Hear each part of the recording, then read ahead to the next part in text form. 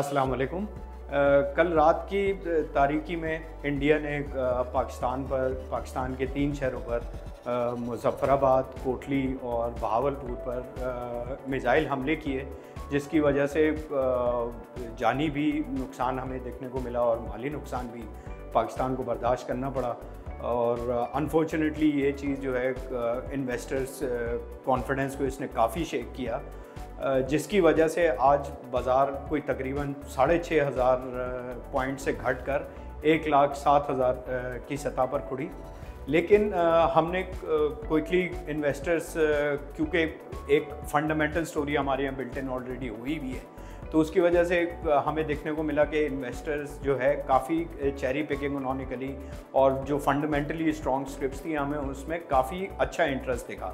और एक वक्त पर तकरीबन बाज़ार ने अपने सारे लॉसेस पेयर कर दिए और बाज़ार अपने लो से 5,500 पॉइंट प्लस होकर 1,12,500 की सतह तक आ गई।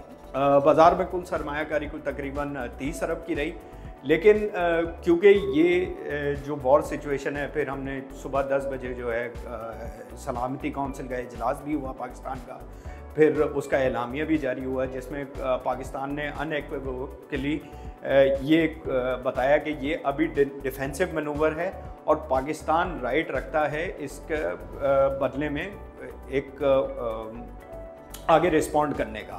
तो ये थोड़ी सी एक अनसर्टेन सिचुएशन सी यहाँ पर क्रिएट हो गई कि अब आगे जाके पाकिस्तानी फ़ौज किस तरीके से जो है इसका रिस्पॉन्ड करती है, क्या आगे और एस्केलेशन हो सकती है। तो ये इन्वेस्टर्स की माइंड पर पूरा दिन प्ले करता रहा और इवेंचुअली बाज़ार 3,500 पॉइंट से घटकर 1,10,000 के लेवल पर क्लोज हुई। अब इम्पॉर्टेंट बात ये है कि पिछले चंद दिनों से और चंद हफ्तों से हम देख रहे थे कि 1,11,000 की जो नफसियाती सतह है उसको मार्केट ऑनर कर रही थी, अब वहाँ से टूट कर यहाँ पर बंद हुई है।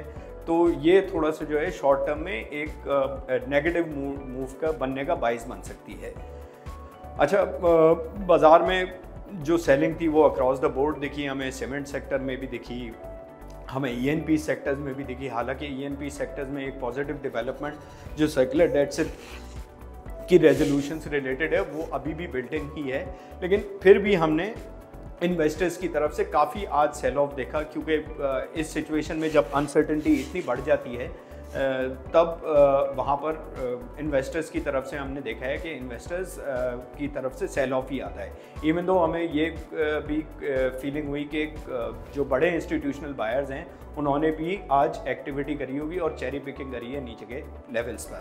तो जहाँ तक ये वॉर की सिचुएशन है ये अभी भी डेवलपिंग स्टोरी है, लेकिन हम होपफुल हैं कि अब यहाँ से और एस्केलेशन नहीं होनी चाहिए। इवन दो ये चीज़ें इन्वेस्टर्स की माइंड पर बेयर करती रहेंगी और शॉर्ट टर्म में हमें काफ़ी वॉलेटिलिटी अभी दिख सकती है। अगर दूसरी इंपॉर्टेंट न्यूज़ की जायज़ा लिया जाए तो एक अच्छी खबर ये है कि आरडीए के जो अकाउंट्स हैं वो 8 लाख से तजावज़ कर चुके हैं और आरडीए के इन अकाउंट्स की कुल वैल्यू जो है वो 10 अरब डॉलर से तजावज़ कर चुकी है। दूसरा, अगर बात करी जाए अफ़गानिस्तान और पाकिस्तान की एक्सपोर्ट जो अफ़गानिस्तान जाती हैं तो वो तकरीबन 623 मिलियन डॉलर से तजावज़ कर चुकी हैं।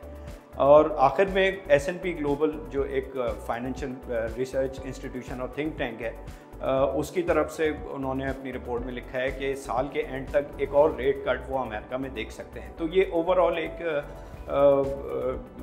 ग्लोबल इकॉनमी और ग्लोबल इकोनॉमिक और ग्रोथ प्रोस्पेक्ट्स के लिए एक अच्छी खबर हमें लगती है।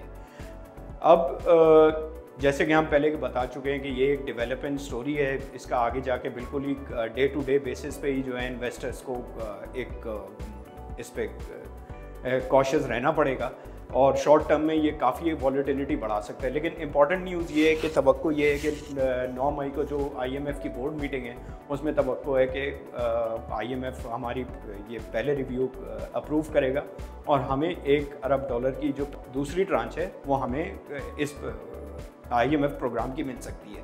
तो ये हमारे फॉरेन एक्सचेंज रिजर्व्स के लिए भी अच्छी न्यूज़ है और एक हमारी मईशत के लिए भी एक अच्छी खबर है। जाते हुए हम बिल्कुल यही बोलेंगे कि शॉर्ट टर्म में हमें काफ़ी वॉलेटिलिटी दिखती है ये इंडो पाक टेंशन्स की वजह से, लेकिन अभी भी हमारे यही ध्यान है और एडवाइस है इन्वेस्टर्स के लिए कि लॉन्ग टर्म व्यू रखकर सरमायाकारी करनी चाहिए। शुक्रिया।